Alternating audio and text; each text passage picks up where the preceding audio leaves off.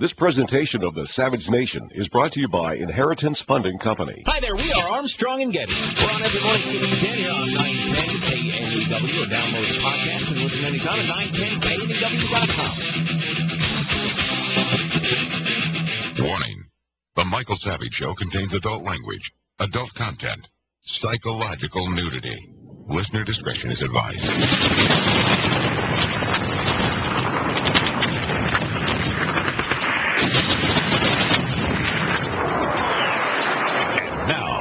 America's most exciting radio talk show, The Savage Nation.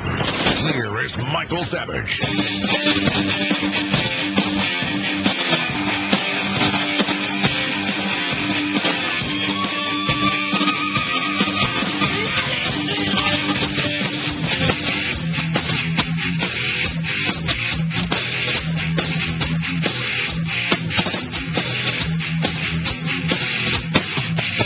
Listening to an encore segment of Michael Savage.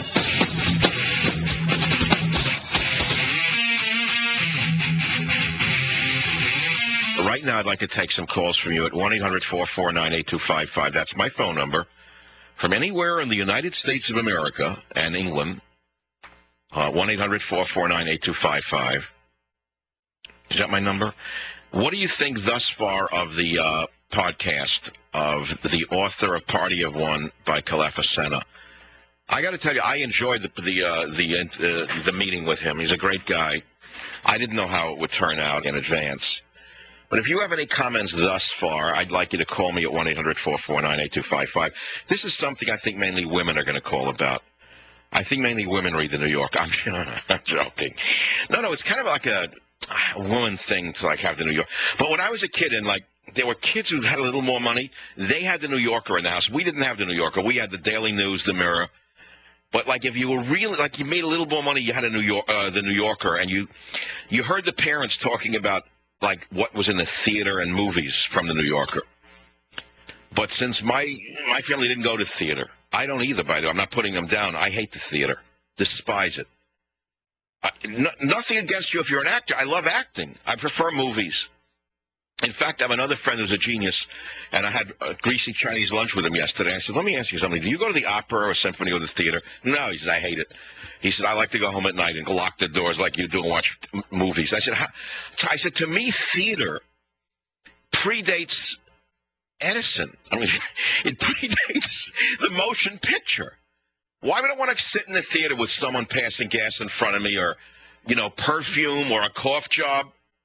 Right? I mean, do I want to sit around people coughing and with bad smell? People do smell, and I'm real sensitive. I have a big problem with my sense of smell. I admit it's a disability. But I don't like the scent of other human beings around me. I react to them. That's the point. I have a sixth sense with scent that I can hear things others can't hear. I know you think I'm making it up. I'm not. I can hear things. I'm tuned into stuff aisles and aisles away. I don't like listening. I'm distracted. In my bedroom, I can control the environment. It's like a theater. It's like radio. Why do you think I love radio? It's a controlled environment, right? Lock the doors. Turn on the ISDN. It's me and the dog, and I have almost total control unless the system breaks down. So you get what I'm saying or not? Whatever. I think it's a very good article. If you don't like it, we'll move on. We'll talk about Obama. We're going, I'm not talking about Obama. You know everything you need to know about him and more. He's a front man for the Daily Machine in Chicago. It's the 51st Ward. They could care less about America. They don't care if they bankrupt you or turn you over to the enemy as long as they can stuff their pockets. Is there any more I need to say about it? It makes the most corrupt presidency in American history look like a patriotic group. What would you like to talk about? I'd like to talk about this. Right now, I'm only talking about this. Bob in New York, WOR, go ahead, please. What's on your mind? Michael, we have so much in common. Although I'm younger than you are, guess what? It's that Eastern European heritage. It's that dark melancholy that makes me what I am, makes you what That's right. What am I going to hide it and be cheerful and sunny? You do carry the weight on your shoulder, but guess what? That's what we were made for. But you know what? Here's the whole thing is, why do I have to be cheerful? Where is it written that a man is supposed to go through life smiling like a dunce? Well, that's why you have Stan Getz and the Oscar Peterson trio. And when you feel But, no, let's go to some other realities here. Let's talk about men from other cultures. You look at men from Russia before they become Americanized. Do they walk around with a fixed smile on their face?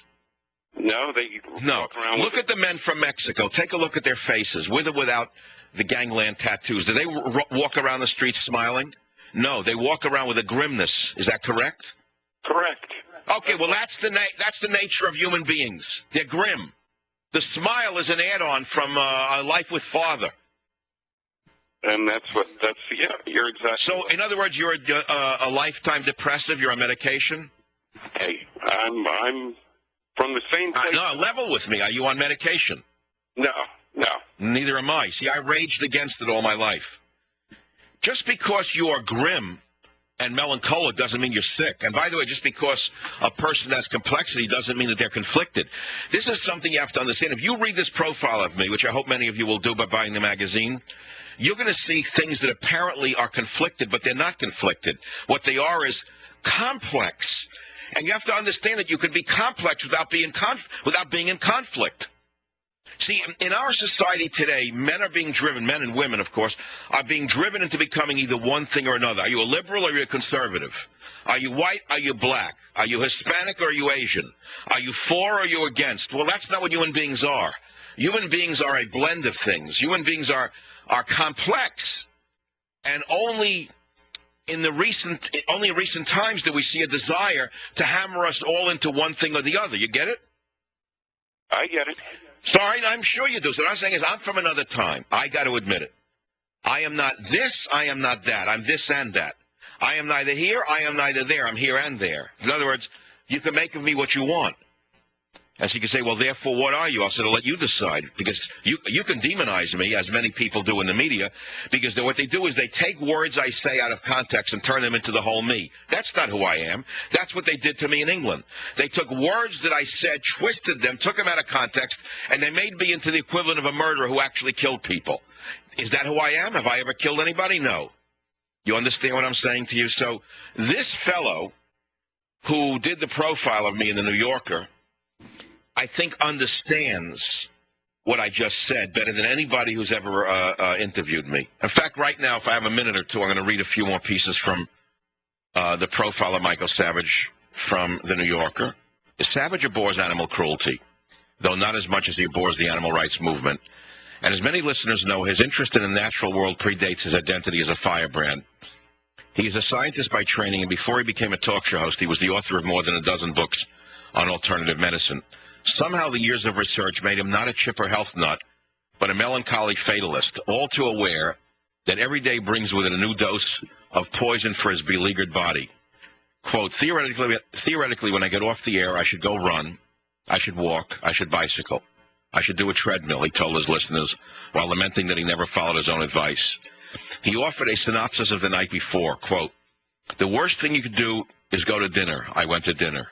The second worst thing you could do was have 2 drinks. I had 2 beers. The third worst thing you could do is come right home and watch television. I came right home and watched television. I didn't sleep a minute last night. One nightmare after another. He sighed. I'll do the same thing again tonight. So he gets the humor, okay? He gets the gestalt of Michael Savage. But I want to go back to some other parts of it that really are funny.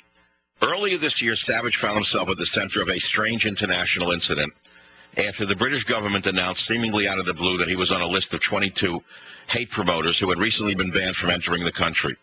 On his show that day, he played God Save the Queen by the Sex Pistols and said, the punks had it right. There is no future in England. This punk rock interlude would not have surprised Savage's regular listeners, who know him to be more days than not a marvelous storyteller, a quirky thinker, and an incorrigible free associator. He sometimes sounds less like a political commentator than like the star of a riveting and unusually vivid one-man play. He frequently dumps callers, even he frequently dumps callers, even sympathetic ones, after about a sentence and a half, or a fugitive character out of a Philip Roth novel. Savage seems resigned to the fact that the majority of Americans, including many of his own listeners, just don't get it, just don't get him, and never will. He is a permanent resident of the political wilderness, sending daily dispatches back to the diseased civilization that the rest of us call home. Come on.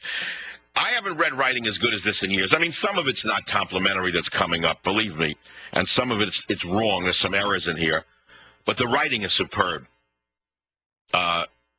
Kay, you did a good job thus far. Let me continue here. I got a minute. When President Obama went to Britain for the G20 summit, Savage devoted a good portion of his show to the dinner menu. He scoffed at the vegetarian options. And then he wondered aloud whether a Bakewell tart was, quote, a lady from one of the side streets. Probably Jackie Smith. And expounded upon his hatred for Irish soda bread, saying, I don't know what the big deal is. It's full of butter and cream. Yuck, very high rate of heart attack in Ireland. All this talk about food made him think about dinner. So he read the menu from a local seafood restaurant. He took exception to the tilapia.